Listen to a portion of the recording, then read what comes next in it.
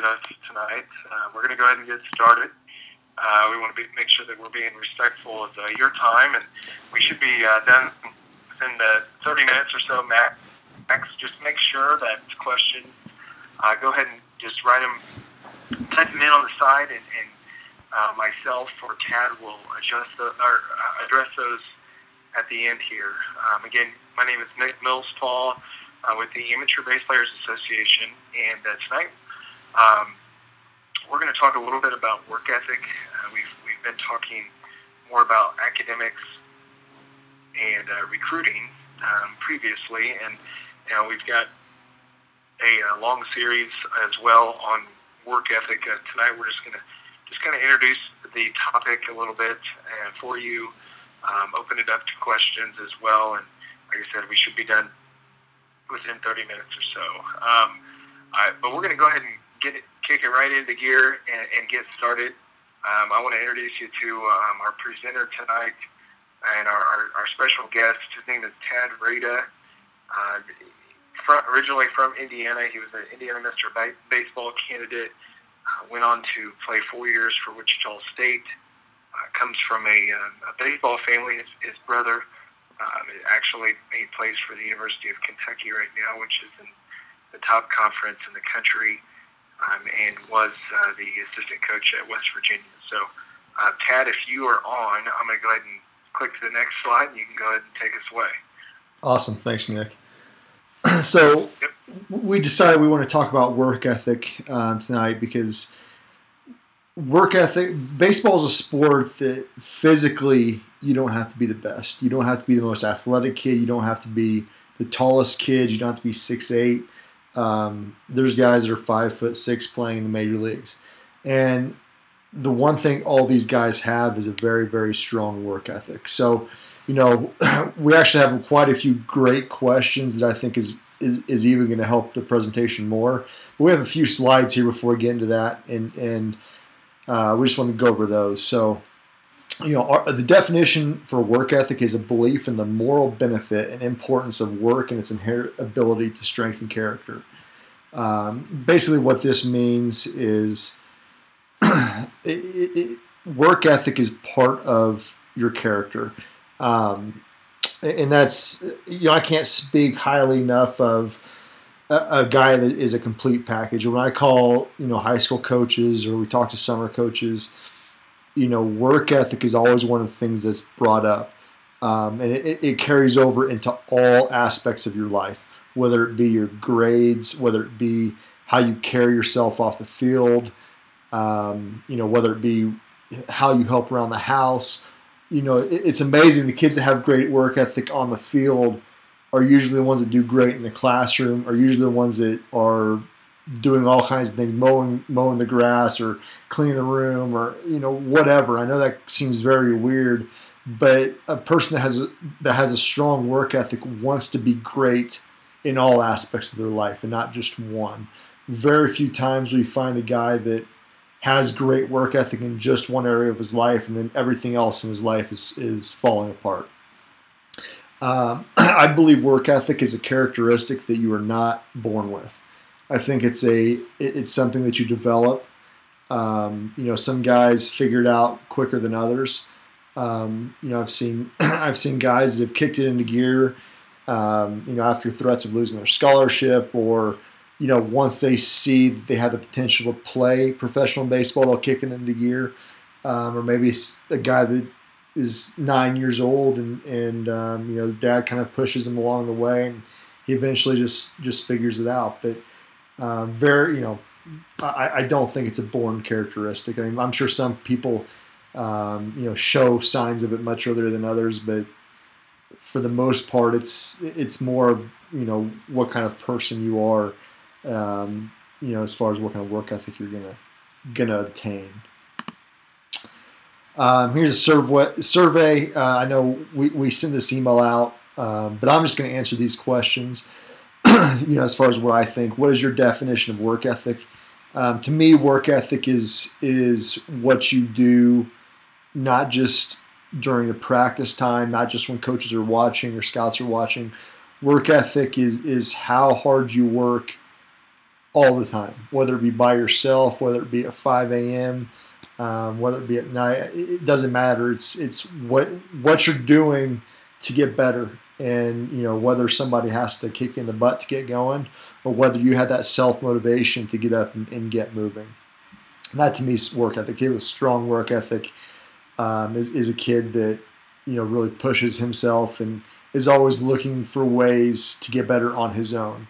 And I think part of having a strong work ethic is reaching out to other people that have that knowledge, because you always want to get better. So you're always reaching out, asking, how can I get better? What do I need to do? All those types of things. What role does work ethic play in your development? If you, and I'm sure everybody that's on this presentation knows kids like this. When you're in Little League, you watch Little League World Series or whatever, you see those 11 and 12-year-olds that are throwing 78 miles an hour. They just absolutely dominate at the age of 12. I know when I played, I was 9, and we had a set of twins that were 12, and they were honestly the best 12-year-olds I've ever seen to this day. They were 6 foot. They could hit home runs at will. They would go hit left-handed in games just for fun and hit home runs, just because they were physically so much better than everybody else. But when they were 16, 17, they were still good. They still played Division I baseball, but they went to a small Division I school where everybody, when they thought they were 12, were going to be these great phenoms. They kind of leveled off, and a lot of that has to do with what kind of work they put into it. And I think a lot of times the guys that are very successful when they're younger think they haven't made. And then the kids that develop late or whatever, they push, they work, and then finally their body catches up with the other kids, but they've put in all this extra work that these kids haven't, so they end up passing them. So work ethic to me is it's everything in your development, because if you don't have the work ethic, eventually your skills are going to plateau, and if you don't know how to work through it and you don't overcome that plateau, your fastball may be 78 when you're 12, and then it may be 83 when you're 16. Versus if you work out it, you may be 80, 89, 90, and then you're really looking at it as a top-level prospect. From a high school coach's point of view, again, I'll answer this as a college coach. What stands out to a coach?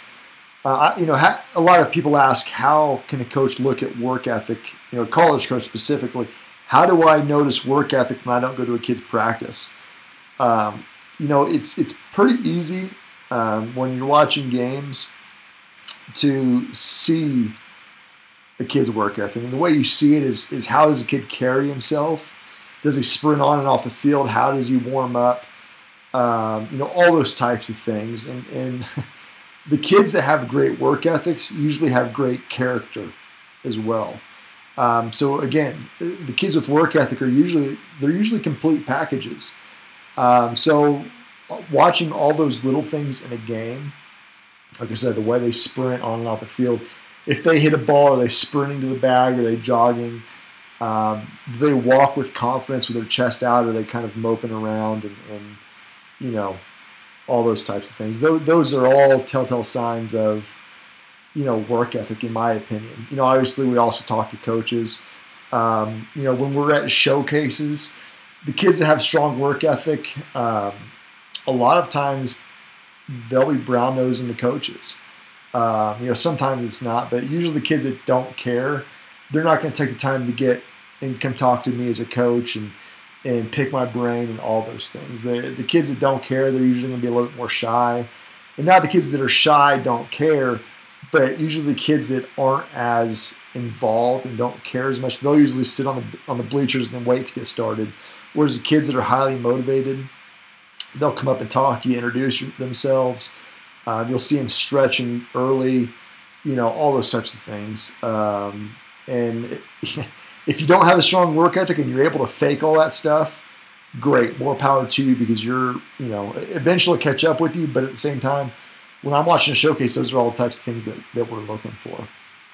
How can a coach tell a kid that has good work ethic? Again, all those things that we just talked about, and calling high school coaches and calling teachers and all those things when we're recruiting people. those are all character witnesses. So that's one of the things that we ask is what kind of work ethics does this kid have? And we don't just ask that as the high school coach. We ask that as to the teacher and the guidance counselor and to the other people that we're going to call, because, again, if you just have the one side of the work ethic but you don't have the other, it really shows a character flaw. And, college is not the easiest thing in the world to go through. You have to have the work ethic to at least push yourself to get those good grades. And if you don't have both pieces of the puzzle, then it's going to be tough for you. And there are, like I said, most kids do work hard in everything. And there's some kids that, they love baseball, but they don't love school. And you kind of have to get them going to where they understand why school is so important. What is work ethic? As far as the ABPA point of view and my point of view, and I've hit on this a few times already, work ethic really defines your overall character. And more importantly, baseball is great, but one thing we talk about a lot is, less than 1% of all professional baseball players are going to make a living playing baseball. So figure out how many high school kids are going to play college baseball. Figure out how many college kids are going to play professional baseball. And, what I tell my kids is baseball is great, but you want to use baseball as a tool to get you where you want to go in life. If baseball makes you, make the major leagues in baseball, great. You're making, $500,000 a year right out of the gate. Your life is set. But if you don't make the major leagues, if you get injured or you're not good enough or whatever the case is, then baseball will have gotten you your college degree. You'll have network all over the country of connections. You'll have all these things because of baseball. And your work ethic that you developed in baseball is going to carry over to your professional life, whether you're a teacher or a coach or a doctor or whatever. Most employers like athletes, and the reason they like athletes is because they have a strong work ethic. They have the relentlessness, and they always want to win. So all of those things that make up your character carry over to your overall life. And like I say, as a baseball coach, and I don't want a kid that is just a baseball player. I want a kid that overall is a complete person. School, baseball, family life, all of those things come together, and work ethic plays a role in all of it. So I think, like I said, I want to get to the questions as quick as we could. If you have any other questions, type them aside, but we've got about 3 slides worth here, and they're really good questions. I think they're going to kind of stir your guys' thoughts. But if you have any other questions about work ethic or any of those things, or even recruiting or player development, type them aside. Anthony, can you please rephrase that? Can the CH recommend to a college? I'm not sure what that CH stands for. If you could just go ahead and retype that, I'll answer it here in a minute. So first question, I see so many players that make multiple errors on the field and the coach keeps putting them into play when there are others that are better. How does work ethic get recognized by high school? So I guess the first thing I'll address is the multiple errors, and coach keeps putting them into play. I get asked this question a lot, and a lot of times the reason the coach keeps putting him into play is because his tool set and his overall ability is much, much higher than the kids that are on the bench. And I'm a perfect example of this. My freshman year of high school, I started every game at shortstop, and I made a ton of errors. And there's probably other players on our team that would have made less errors than me, but a couple of things kept me on the field. I was a freshman, and the coach could see that I had talent, that I worked hard, and all those things. So he kept giving me shots because he knew as I got older, I was going to be a premier guy. So that he kept me in the game. And there's things that I simply could do that the other kids couldn't. couldn't do. I got to more balls. My arm was stronger. All those types of things. So I kicked more balls and I threw more balls away, but I also got to more balls. So, you know, everybody thinks that the politics come into it and all of that.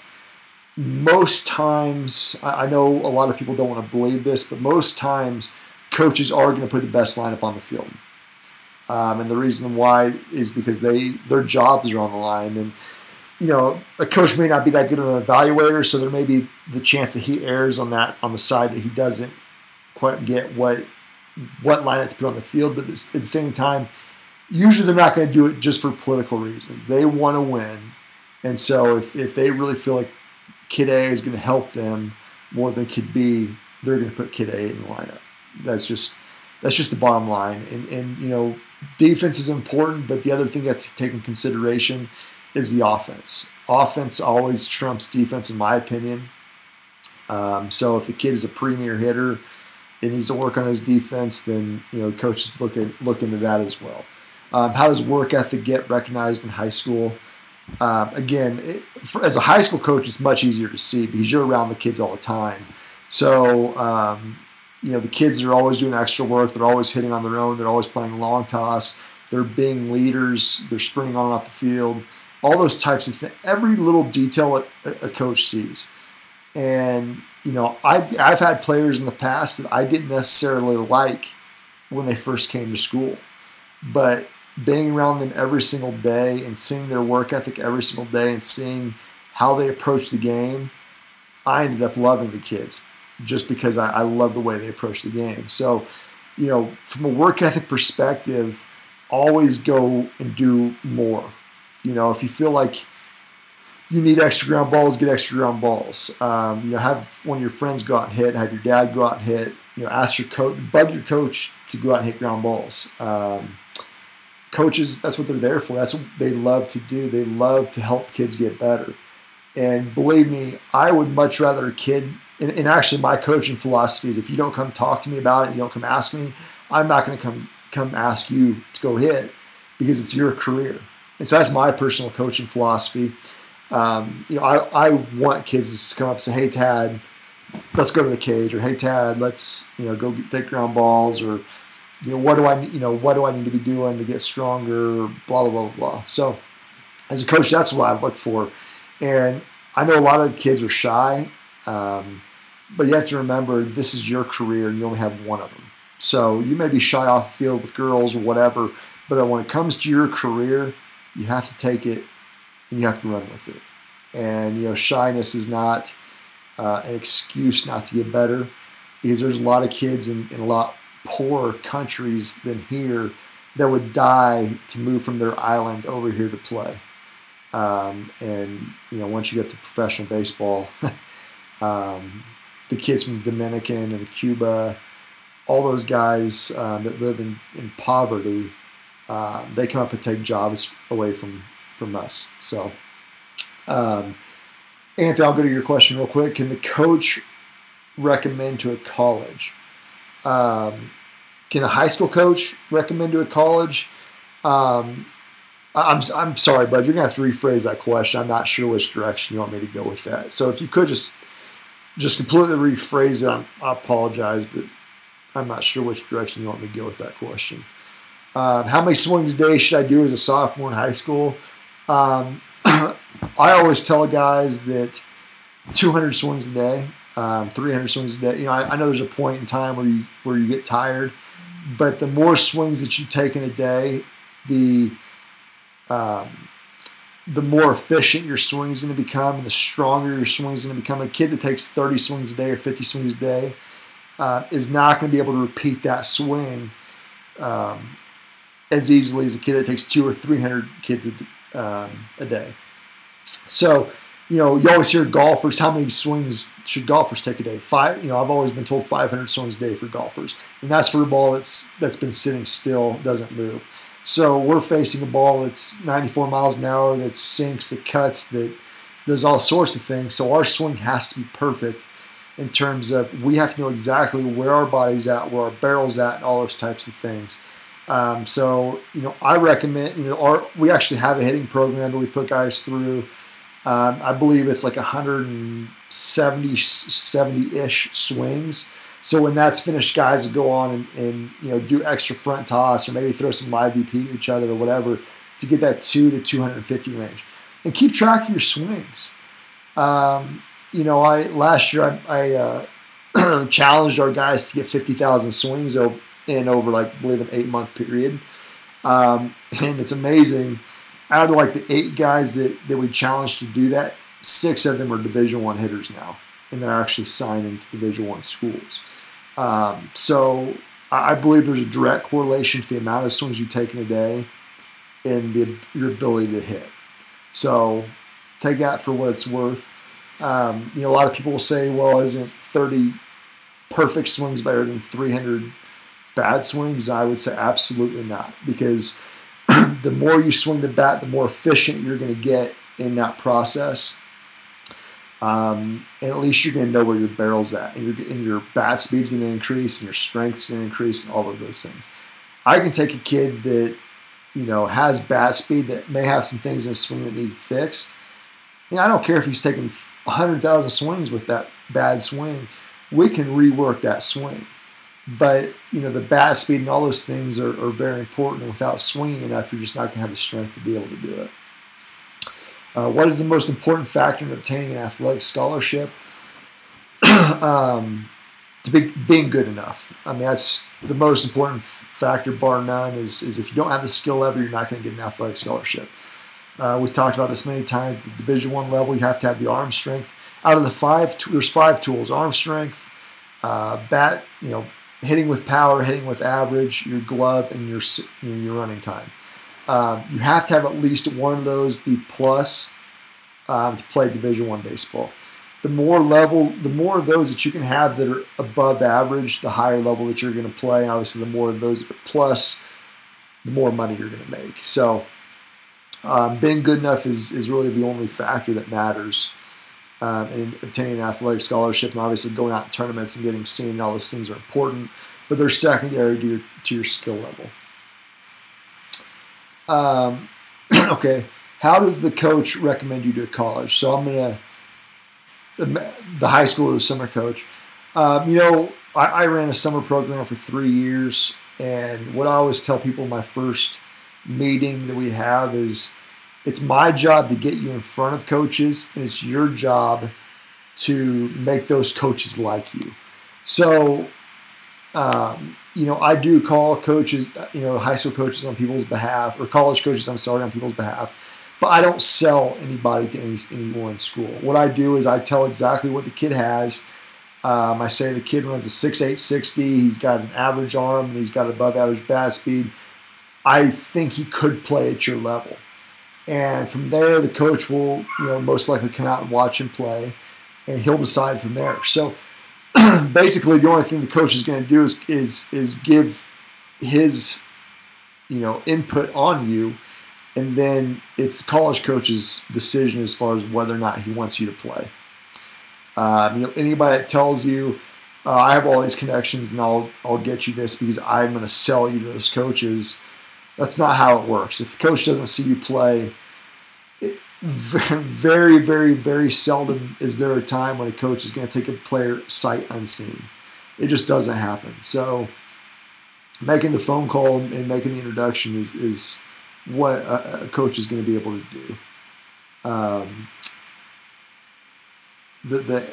The answer to the first question, I see so many players that make multiple errors in the field. Basically, let's go back here. Basically, what? You all right, Nick? Yeah, no, sorry, I didn't realize that was going to mention yourself. Go ahead. No, that's all right. Basically, what I said was there's a reason the kid is playing, and it usually has to do with his overall skill level. A kid that makes more errors but's on the field may have more range, or may have better arm strength, or may have a higher ceiling than the kid he's playing over. So, the coach, for the most part, always wants to win, so he's always going to put the best player on the field. So, too many guys look into that. as far as, well, it's politics or the kid is, the coach's favorite or all this. That really doesn't exist. There are favorites. I have favorites, but usually those favorites are because those kids work the hardest, or those kids are the best. I mean, I've got the number one catcher in the country that I've worked with for the past 2 years. He's one of my favorite players, and he works very hard, but at the same time, he's the best player in the country. So it's kind of hard not to have him as one of your favorite players. And I've got other kids that aren't nearly as good that I like, that are my favorite players, but it's more for a character reason than it is anything else. I wouldn't put them on the field because they're my favorite player. These are not going to help us win. So hope that answers the question. And also, guys, we record these, so anything that you miss, we'll have up on YouTube. Nick will have it up on YouTube and on the website probably tomorrow or Thursday. Is there a 4-year scholarship, or does it get renewed every year? Every scholarship at Division I level is year to year. There's no such thing right now as a 4-year scholarship. I believe they're working on that, but year scholarship can be cut anytime. So, I think that's a pretty simple question. Strength training, speed, and agility training. How do I get a program set up that will maximize my efforts and allow me to balance my schedule? Strength, usually speed comes from strength. So unless you're as strong as you possibly can be, then you're not going to be as fast as you can be either, or as high vertical and all those. Usually, once your squat and deadlift and all those things reach a certain limit that you physically can reach, then speed and agility training become more important with the proper form and all those types of things. Plyometrics are great. Actually, I believe on the website I created a player development handbook, and I think if you sign up for the APA, you get the handbook, and it's all free and all that kind of stuff. But we also have other workouts. I know we're putting a ton of stuff on the website. So this is one of those things that when you sign up, shoot Nick an email saying, hey, I need this. I'm trying to get faster. We'll ask you some questions. What's your squat? What's your body weight? What's your 60 time? Those types of things. We can kind of create a program for you based on that. But strength, in my opinion, is the most important. And then, once that reaches, then your speed and agility training becomes important as well. Why is it so difficult to get seen by a college coach? It's really not that difficult. It's about being in the right place. Going to a showcase, going to East Cobb, going to Tournament of Champions, going to those types of places are very important. The kids at showcases, honestly, everybody always asks me, well, there's 200 kids at the showcase. How do I stand out? If you're good enough, you'll stand out. And I hate to be blunt, but everybody says, well, the coaches don't pay attention, but believe me, coaches are very, very good at watching a kid. I mean, sometimes it honestly takes one throw for me to know whether or not you're going to be able to play, or at least whether or not you're worth watching. It's very, so if, that's very sad, but that's the way it is. And if you go to a showcase and they don't even sniff when your emails or anything after that, they're probably not interested. But again, if they see you 3 or 4 times, they become interested. But those showcases are very, very good at identifying players that have tools. So that's why I say it takes one tool to play Division I baseball, because if you go to a showcase and throw 94 miles an hour across the diamond, somebody's going to see you. If you run a 6.6 60, somebody's going to see you. If you hit with pop, somebody's going to see you. Those things stand out, especially at showcases, because honestly, it's very easy to tell Division I players from everybody else at showcases, and it's just that's just the fact of it. Why? Okay, we just answered that. How many hours per week of baseball should I be focused on during high school to make it to the next level? There's no real number. I don't think. If you feel like you can do more, do more. The guys that. I think there's another question on this about when it kind of clicked for me, but I always worked hard. But my schedule, basically, I had a scout tell me if I don't put on 25 pounds my senior year of high school, I wasn't going to get drafted. So I think I was told that at the beginning of August. As soon as I got back from that trip, I got serious about my nutrition. I started taking, the weight gainer, the protein, all that kind of stuff. I started waking up at 4:30 a.m. School started at 7:35. I'd wake up at 4:30. I would actually go swim. I didn't know what I was doing at the time. I just know I needed to work. So we had a guy actually that swam at Notre Dame that was in my class. I would go swim in the morning every other day. The other days I would go and I would do speed training. I would run stairs. I would go to school. I would make sure I have all kinds of food with me, nuts, anything, chocolate, anything you could think of to help me put on weight. After school, I would go run with the track team. After that, I would go lift weights. And then after that, I would go throw and I would go hit. and that was me for probably 9 months. I didn't have much of a social life, but I also got drafted. I put on 25 pounds and I got drafted. So it's kind of what you want to put and how many hours you want to put. The more hours you put into it, the harder it's going to be for you to accept failure. So again, I know guys that'll put 5-6 hours a day in. When you get to college, you put 5 or 6 hours a day in. That's mandatory. But again, you're going to get out of it what you put into it. So definitely going to practice and then going home isn't going to be enough. It's just not going to be enough. I guess that's my best answer to that question is go until you're tired. Go until you don't want to go anymore. Make sure you're getting your homework done, but you have such a finite amount of time to play baseball. Your social life, the girls, all those things, you have the rest of your life for that. And I'm not saying that stuff's not important, but you have to have a priority list. And you can only be great at 1 or 2 things at a time. So baseball and school obviously should be 1, 2. Then you have, obviously have your family, which is very important.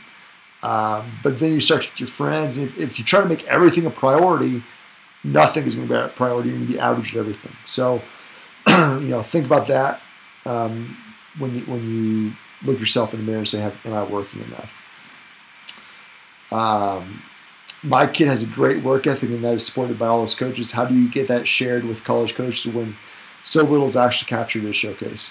Again, we watch everything at Showcase, and I think we answered. I've mentioned how you carry yourself sprinting on off the field, helping set up. If somebody needs a mound moved, be the first one over there and say, "Hey, I'll help you move the mound." All those types of things are noticed by college coaches. And then obviously we'll talk to the coach, the high school coach, the summer coach, and they'll give us a better picture. And basically we're building that resume, and all those things come into play there. How do you gain motivation when things get tough? I think knowing what the ultimate goal is, and most importantly, you have to enjoy the process. So I don't, when things get tough, there's no motivation, whether it be you go 0 for 4, but going 0 for 4 should be motivation enough to go get better. But enjoying the process, and what I mean by that is you have to love every single day getting better. You have to love going to the weight room. You have to love playing long toss. If you don't love every aspect of that, you're going to burn out. And that's the simple fact of it. These guys that are playing professional baseball, this is their job. They make a lot of money, but at the same time, they love every single second of it. And if they're not, there's some days they're going to wake up and say, I don't want to do this. But those days, and maybe this is what you're talking about when things get tough and when you don't want to do it, you remember what your end goal is. Along with that, you have great habits that are going to force you to go because you're just ingrained. Hey, I got to do this. I got to wake up and do this. And The more you do that, the easier it is to keep that ball in motion. It's usually the guys that don't do anything. Losing weight, here's a great example. Going to work out when you get old. Nobody likes to work out. Nobody likes to lose weight. But it's much easier for somebody. Those first 30 days are the hardest. Once you do it for 30 days, it gets easier. The ball gets moving and it picks up speed. So, doing things, having the habits, along with knowing what your ultimate goal is, will kind of push you along when things do get tough. David, I see your question over here. We greatly value getting a 4-year degree. Is that if there is an option to play at junior college versus sitting the bench at a 4-year school, what value do you see in that? My thought process on JUCO versus 4-year, if out of high school you find a 4-year school that you want to go to, whether it be Division I, II, III, NAI, or wherever, if that's a school you want to go to and they give you money, I'm always under the impression that you go to that school. If you go to the JUCO, you're not guaranteed to go to that school. At the JUCO, you may play, you may not play. They're going to bring in 40 kids every year. So if you go to the JUCO, you're going to still have to compete, and then you have to produce. As a college coach, you're not going to take a JUCO hitter to hit 230 in JUCO. So my thought is, hey, if the offer's there that you like, take the offer, whether you think you're going to play or not, because it's a school that you want to go to and it's 4 years. If you go to a JUCO, you have to produce, and then you go to a school for 2 years. So, I hope that makes sense. Again, there is a value in JUCO. Absolutely. I know a lot of guys that go to JUCO, and it's a great option. But to me, if you have the option of where you want to go get your degree. And bottom line is if you go to a 4-year school and you're thinking about playing professional, all those things, if you go to a 4-year school and you're not good enough to play there, probably not good enough to play professionally either. So, it is sort of a risk-reward thing. That's my thought process is you're going for a degree, and if you're good enough to play baseball, you'll play baseball. And if you're good enough to move on professionally, you'll move on. Very few guys go to a program, transfer out, or go to a program, sit, and then make it to the major leagues. Maybe Ian Kinsler, but the guy that was ahead of Ian Kinsler at Arizona State was a guy named Dusty Pedroia. So he had a little bit tough luck there. So I believe he left, and now they're both big leaguers, but that's not usually the case. How can you help me? I'm going to assume this question is, by the way, David, if that makes sense, if you have any other questions on that, just let me know. I'm going to assume this is meant for the ABPA. Actually what I'll do is I'll hold off on this question. Nick, I'll let you answer this question after I'm done, if that's fair. Okay. Okay. How is work ethic evaluated by college coaches? I think we've hit on this, but again, it's part of the puzzle. Coaches are looking and building resumes and building a portfolio on kid, baseball, talent level, school, grades, test scores, character. And the work ethic is part of that character piece. That's, again, and then obviously going to games, watching people on and off the field, watching guys warm up, how they carry themselves, how they interact with their coaches, all those things are how we evaluate work ethic. To lift or not to lift weights, or is core and balance training more important? Strength. The difference between a high school kid and Division I kid is strength. The difference between a high school standout and a kid, the difference between an 18-year-old that's going to play Division I baseball and an 18-year-old that's going to be a first-rounder is strength. And that's why when you're a freshman in college, you're at a disadvantage versus a 21-year-old, because a 21-year-old has had 3 years to develop in the strength. So, core is obviously very important, but core is part of strength. Balance training, I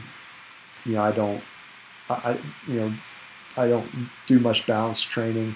I think, the lifting and running and doing those things are vital. They're crucial in putting on the right amount of weight and the right kind of weight.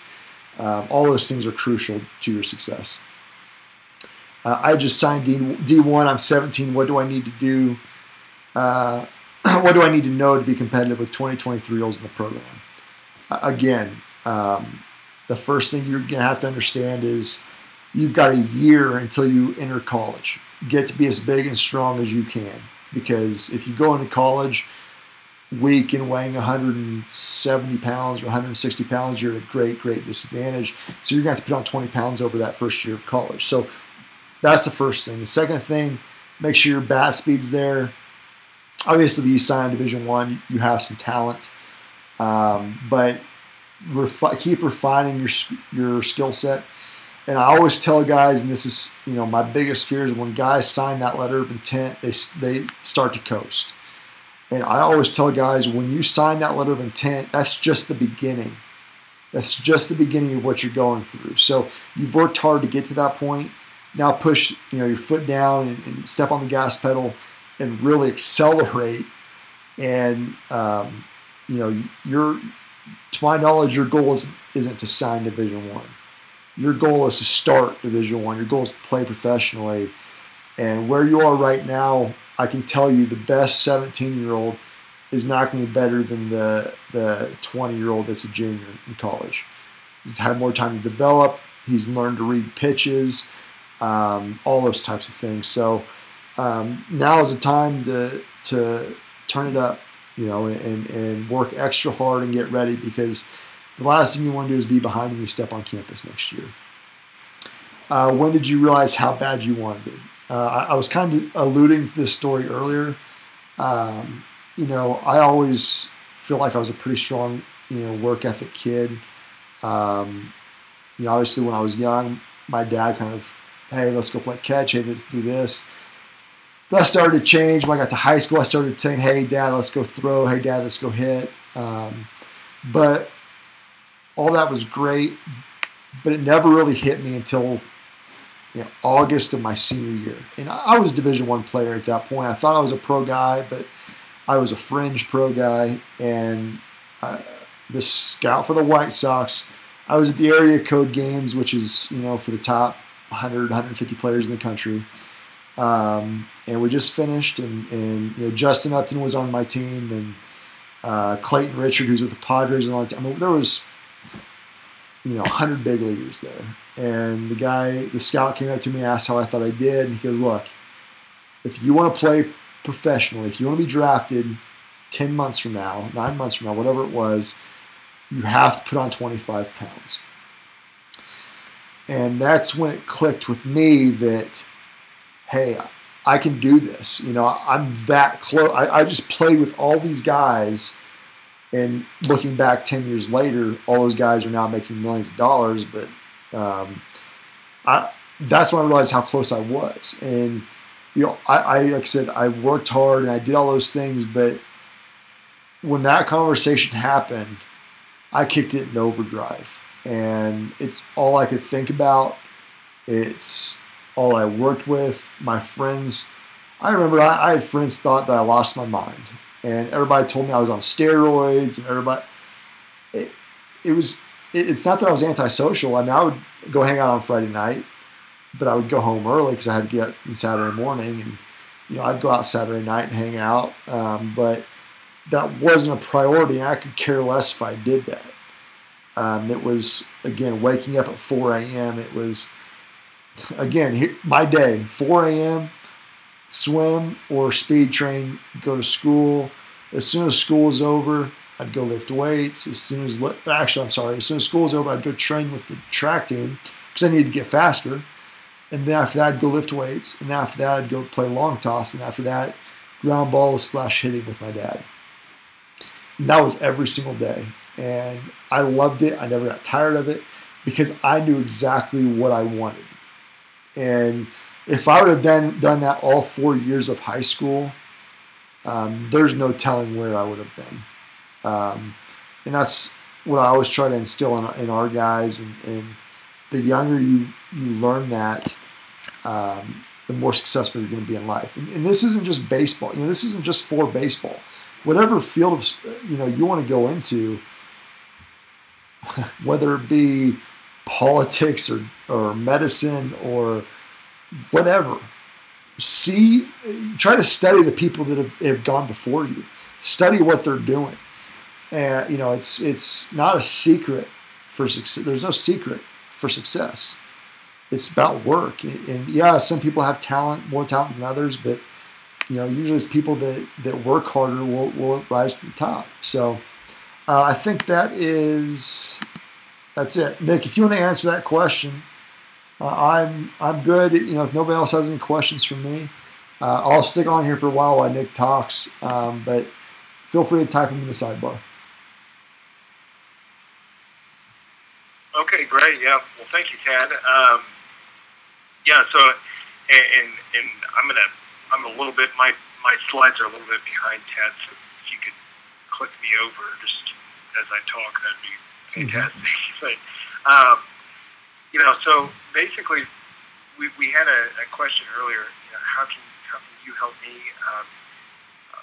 What we've done at the ABPA is we've surveyed and been talking to a lot of players. As you heard, Tad's been working with players for a long time now, as have I, and basically figuring out how we can help players get to the next level. And work ethic has proven to be one of the big difference makers. How you separate yourself. There's a lot of players that are born with. Some players are born just a little bit ahead, as Tad was talking about. There's 12-year-olds that are way ahead of the game, and there's some guys that just always rise above the rest. And so, questions have came up. How can you help me get noticed? How can you help me increase my arm strength, my exit velocity? How can I get faster? How do I know if I'm eligible? All kinds of questions come up. And so, what we've done is we've put together what we call the ABPA University. And so tonight you're actually, you're taking part in a little bit of ABPA University, what we call Work Ethic 101. It's just part one of a series of presentations that we're doing. But we've kind of put together the complete package where you're going to get, in ABPA University, you actually get 2 articles per week, either written by myself, guys like Tad, or any other coach that is affiliated with us will write an article to help you on any of the topics. Your line is now muted. We've actually helped a lot of guys already put together an online profile. So one of the big questions is, how can I have all my information in one place and not be like other recruiting services where you have to log in? It's hard for coaches to find. We're not really doing that to make it to where to attract coaches. It's more so for us to evaluate you, and you can easily send your link out to coaches if you'd like. But we will evaluate you, assess where you're at, because everything that Tad just said, that pro scout told him where he stood today and where his potential was in 10 months, and that he knew right away what he needed to do to get there. And so that's kind of the exact same thing that we're going to be doing for you with the ABPA University. And so, one key component that we've decided to do, we felt that it was important to operate on a support-only basis. And what that really means is we don't have a set price. We want to kind of take a leap of faith here, and because we know that there's a lot of services out there that that's hard to trust, and we want to prove to you guys that we're here for you. And so if signing up for the ABPA University, if that means $5 a month for you, then that's okay. That we're here, for you. If you love what we're doing and you're able to support us, with $100 a month, that's great too. That's awesome. But I just want you guys to know that we're here for you regardless.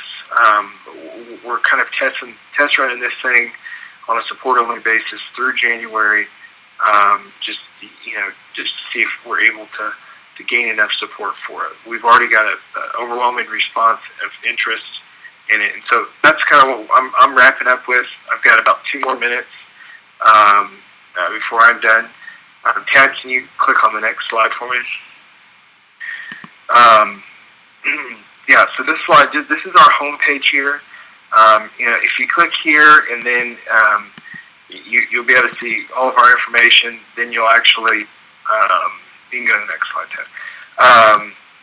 Clicking the AVP registration, I just want to briefly show you guys real quick. This is our registration page, and through here you're going to be able to fill out all the information for it and enroll. And I will actually personally create your profile. You're going to have a login. The great thing about having your login is that you're going to have your personal information there. We can actually give you access to have a private conversation, one-on-one conversation with the coach. So any questions that you have, just like tonight, you can get answered at any point. Our next slide is where you'll be entering all your information. So again, that way we can build your profile real quick. And then the final part of it, I just want to make sure that you guys saw this. Just like I said before, this is operating support-only basis. We even have an option on there that, if you're unable to even financially support the ABPA, but you want to take advantage of what we're doing here, that we want you to know that that's an option on there too. And so whatever works for you guys, if you like what we're doing here and what we're trying to do, get signed up for ABPA University. We're here every week, and we, more importantly, through the ABPA University, can be there for you as a parent, you as a player, day in and day out, to help walk you through the process. Because as you can tell, guys like Tad have just a plethora of information. I play Division I baseball, but as a former coach for Division I baseball, Tad really just his knowledge of what coaches are looking for goes above and beyond. And so, kind of wrapping up here on what's next. Next week, we're going to continue the topic of work ethic 201, and just how much is enough. We talked pretty extensively tonight, an intro to work ethic, but that way you can bring more questions to the table, and we'll bring in another special guest for you. That is all I have for tonight. We've went a little bit over on time. I hope it's useful for you guys. If you could please, you can email me. My email is on this slide here. So if you guys want to email me or even give me a call with any questions, please feel free. We can leave that slide up there for the next minute or so. But other than that, that's all I have. You guys have a great night.